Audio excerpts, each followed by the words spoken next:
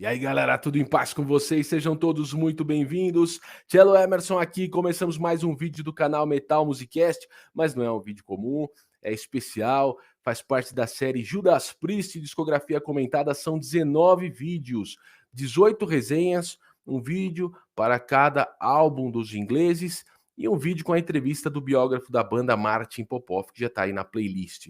E agora, se você está acompanhando, você sabe que chegou a hora de falar de Ram It Down, disco que divide a base de fãs. Tem alguns que acham que é um baita disco. Eu vejo comentários aqui, o pessoal coloca até entre os favoritos.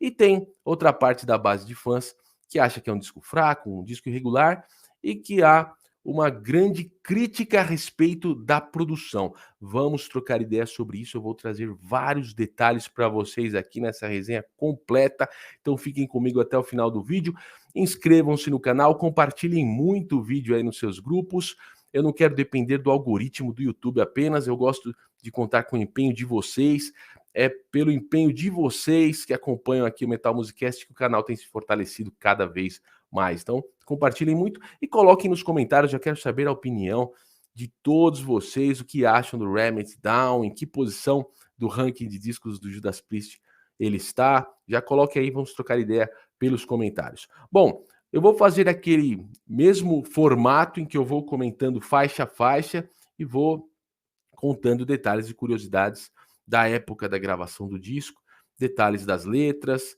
da capa, vamos assim que tem funcionado. O disco começa com a faixa título, Ram It Down. É um heavy metal direto, no estilo metal britânico que tinha consagrado o Judas Priest. Eu sempre falo aqui que as primeiras faixas dos álbuns são como que declarações de princípios da banda naquela época. E aqui não é diferente. O Judas Priest já tinha feito todo tipo de experimentalismo no Turbo. Vocês assistiram a resenha que eu fiz com o Daniel Yazbek.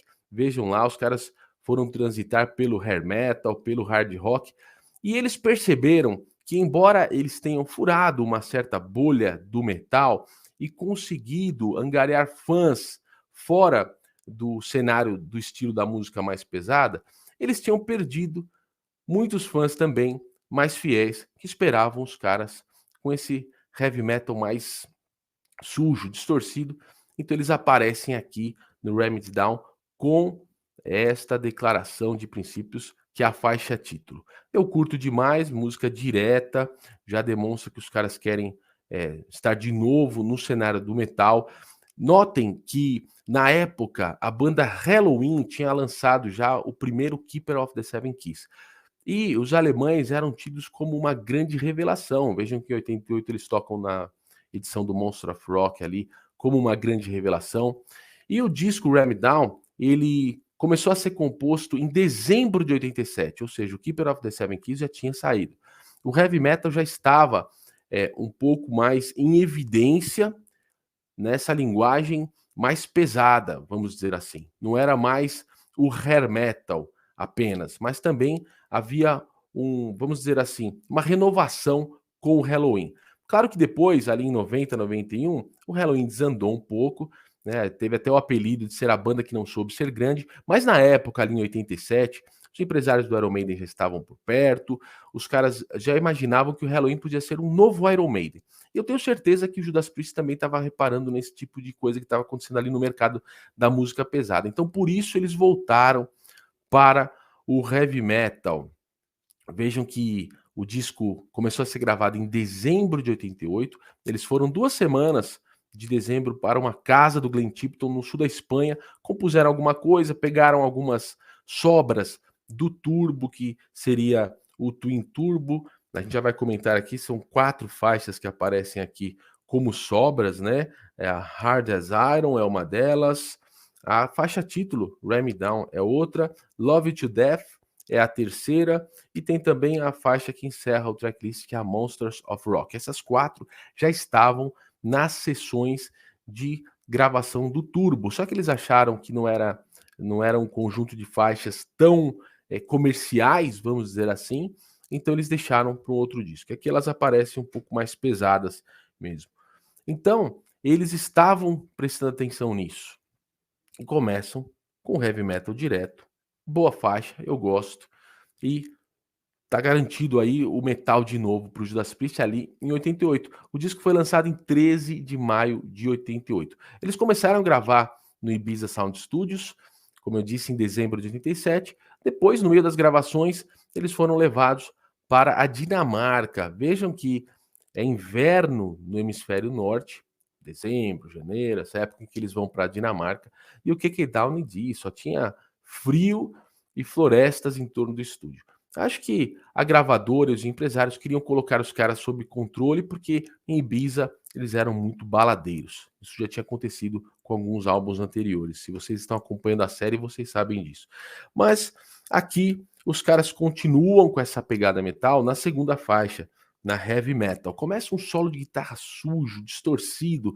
Parece que vai entrar outra faixa na pegada da faixa título, a faixa de abertura, mas de repente o solo para e vem uma faixa mais, uma música mais melódica, mais maneira.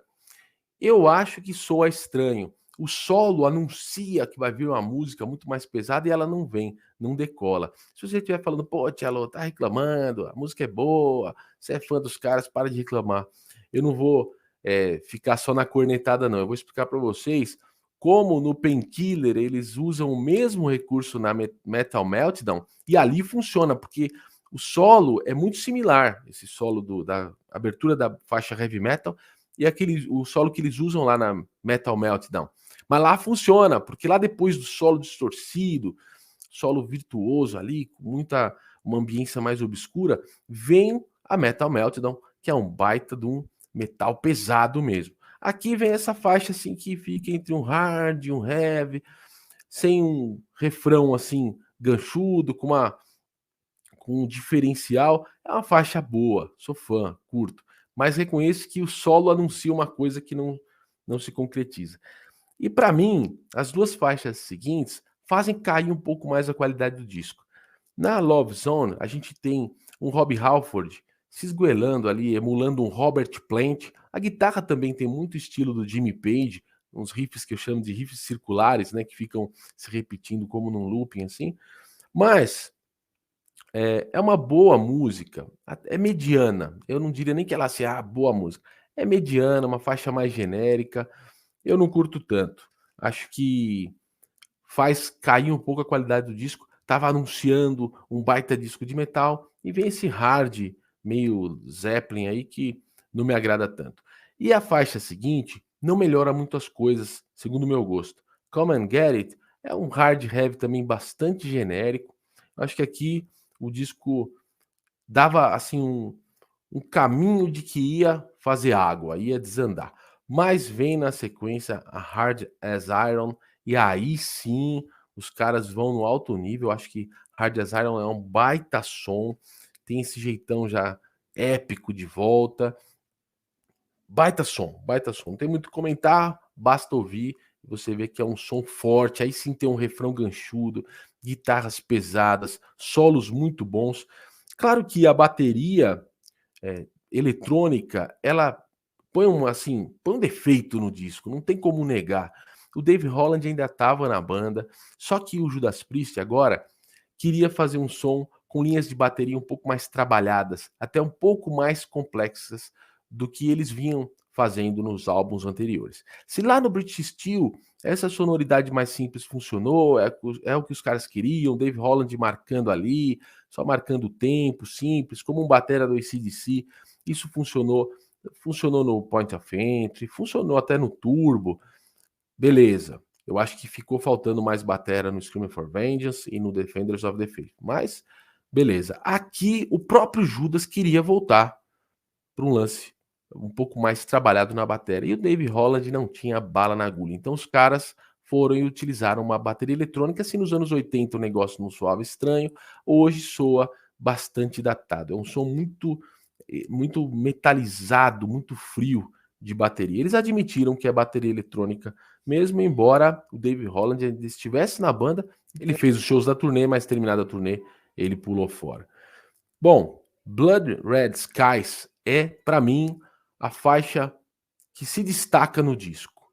Uma baita linha vocal do Rob Halford, muito bem trabalhada, dinâmica, com alterações de, de estilos, né, de impostações que ele faz nessa linha, nessa melodia vocal.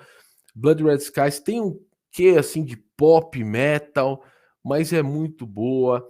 Ela é obscura, não é um pop alegrinho, ela é obscura, ela é cadenciada, um tanto progressiva até, tem peso. A batera soa ruim, por isso que eu gosto muito mais de ouvir Blood Red Skies nas versões ao vivo, quando os caras lançam por aí ou nos bootlegs. Mas é um baita som, para mim é o grande destaque, é uma faixa épica do Ram It Down. E a I'm a Rocker mantém essa pegada, também tem o lance épico, baita refrão, eu já estive em show que os caras tocam ao vivo, levanta a galera, sensacional. Essas 3 faixas colocaram o disco ali num nível muito alto.